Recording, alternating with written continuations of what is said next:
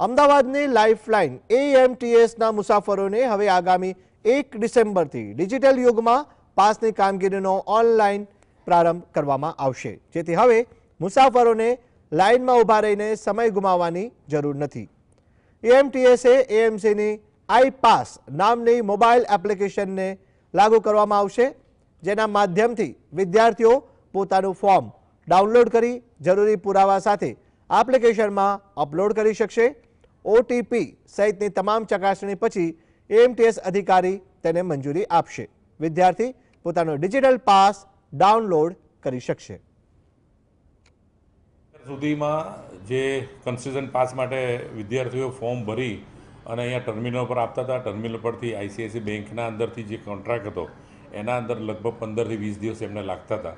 એની જગ્યાએ હવે એપ ઉપર જ સીધું એ લોકો ફોર્મ ભરી શકશે. ફોર્મ ભર્યા પછી પોર્ટલ પર મૂકી અને અહીંયાથી એમને જે ખરાઈ કરવામાં આવશે એટલે એ ઓનલાઈન પૈસા બી ભરી શકશે અને પોતાનો પાસ ત્યાં પ્રિન્ટ બી પોતાની જાતે કાઢી શકશે અથવા તો મોબાઈલમાં બી એ સંગ્રહ કરી અને એનો ઉપયોગ કરી શકશે.